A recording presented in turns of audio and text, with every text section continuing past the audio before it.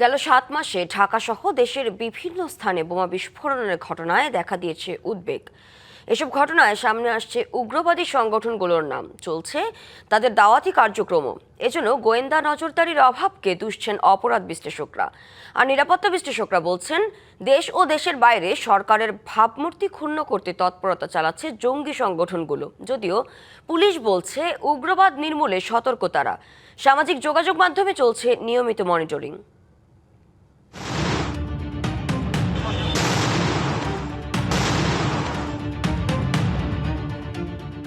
গেল বছরের ২৪শে ডিসেম্বর কেরানীগঞ্জের হাসনাবাদ হাউজিং এলাকায় উম্মুল কুরা ইন্টারন্যাশনাল মাদ্রাসায় বোমা তৈরির সময় ভয়াবহ বিস্ফোরণ হয়। বিধ্বস্ত হয় ভবনটি, ক্ষতিগ্রস্ত হয় পাশের সিএনজি অটোরিকশার গ্যারেজও। এ ঘটনায় গ্রেপ্তার করা হয় মাদ্রাসা পরিচালক শেখ আল আমিনকে। পুলিশ জানায়, আল আমিন আইএস মতাদর্শের উগ্রপন্থী নব্য জিএমবির সদস্য। এর আগেও উগ্রবাদী তৎপরতায় জড়িত থাকার অভিযোগে গ্রেপ্তার হন তিনি। বাংলা কিউআর যেখানে নগদ পেমেন্ট সেখানে। সারা দেশে ১০ লাখেরও বেশি মার্চেন্টে নগদে পেমেন্ট করুন খুব সহজে।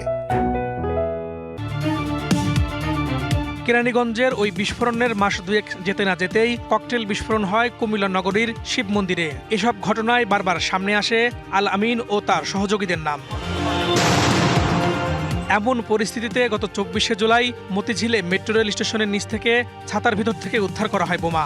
সম্প্রতি দেশের বিভিন্ন স্থানে ঘটে যাওয়া বোমা বিস্ফোরণের সঙ্গে সর্বশেষ বোমা উদ্ধারের ঘটনার যোগসূত্র আছে কিনা তা খতিয়ে দেখছে পুলিশ। এক্সট্রিমিস্ট বা উগ্রবাদী সংক্রান্তে যে ডাটাবেজ আমাদের আছে সেগুলিতে আমরা প্রতিনিয়ত মনিটর করছি সোশ্যাল মিডিয়াতে, পাশাপাশি আমরা ফিজিক্যালিও লোকেশনে আমাদের লোক পাঠাই।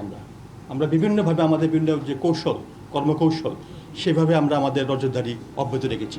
গোয়েন্দা নজরদারির অভাবেই এমন ঘটনা বারবার ঘটছে বলে মনে করেন অপরাধ বিশ্লেষকরা। আইন শৃঙ্খলা বাহিনীর সমন্বিত পদক্ষেপে জোর দিচ্ছেন তারা।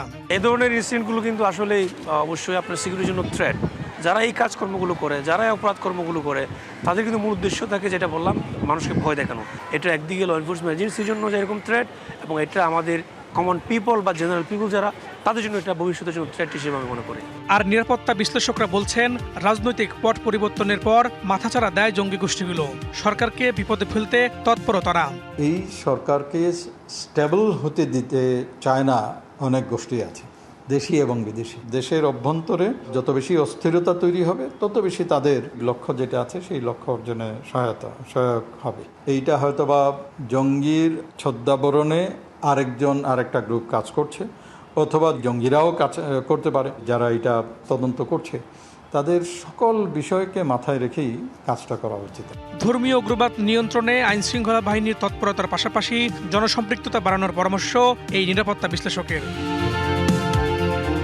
Farhaduzzaman, DBC News, Dhaka.